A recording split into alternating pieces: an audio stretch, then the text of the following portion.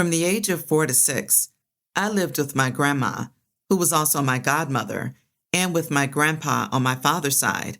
They were caring for 3 of my cousins at the time as well, 2 of whom were girls.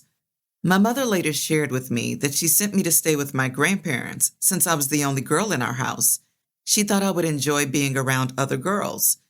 During this stay with my grandparents, I received my knowledge of God's existence. This took place in such a casual way that I didn't even realize I was acknowledging God's existence at the time. On rainy days, my cousin Mona and I would ask permission to go and play under the rain. For the most part, our request would be granted. I was delighted to watch the rain falling down from the sky because I found it fascinating. I couldn't resist the temptation to drink of this water coming straight from the sky, regardless of my grandmother's recommendation not to do so. One day, out of curiosity, I asked my grandmother to tell us what she knew about the rain. She explained that the rain came from heaven, where God lives. She also said that mankind came from heaven, where God lives, and someday we would return to live with him again. Honestly, I can't remember what else she said, nor did I understand much more. I was simply thrilled and fixated on the fact that someday I would go to heaven.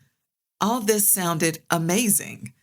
This explanation was more than enough to satisfy my curiosity at the time, because I was now looking forward to going to heaven.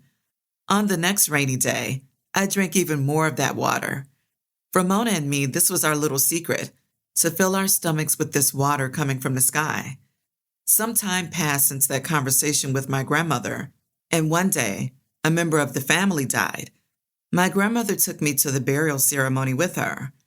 After the funeral, on my way home, I remember asking question upon question as my young mind tried making sense of this very sad event. The deceased was her cousin, whom we called Uncle Molius. I asked why he had died. Then I went into the more important question that was weighing on my mind. Are we going to die someday too? To my greatest disappointment, my grandmother was positive that we would one day die as well. She even went into detail, explaining to me how we were all made of dust, and after death, we would return to the dust. This is not at all what I wanted to hear at the time. I was picturing reaching heaven as this joyful moment, and I was looking forward to this wonderful time in which we would live with God. I had never given any thought to how my body would die and then be buried in the ground to decay. Instantly, at such a young age, I was transformed from someone quite excited about eternity to someone very concerned over the subject of life and death. The weight of this revelation regarding life and death was more than my young brain was able to understand. From that moment on, I was no longer the playful little one who would enjoy rainy days or run after multicolored butterflies on sunny days. The innocent, happy childhood I once had suddenly vanished. Why did people have to die? Why did we have to witness so much pain and grief when a loved one left us?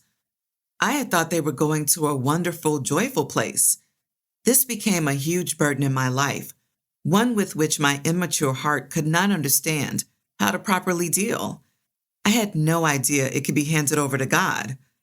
For a long time, the reality of death weighed heavily on my mind, and I would think of it constantly. At 6 years old, I returned to my mom's house after my little sister Cornelly was born. Then at 9 years old, I felt this great thirst for divinity, a great desire for spirituality.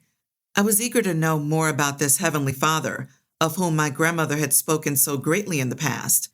After my first communion in a Catholic church, I told my mom that I would like to become a nun when I grow up. The sense of peace I had experienced during my catechism classes was so wonderful compared to the weight I had experienced in regards to the reality of death. I wanted to stay in that peace for as long as I possibly could. Aside from that, the nuns who taught the classes were very gracious and compassionate. My passion for seeking God and discovering His character only increased as I began praying and talking to Jesus. This experience was simply joyful. A few years after this experience, and following the death of my older brother, my mom decided to return to a Baptist congregation.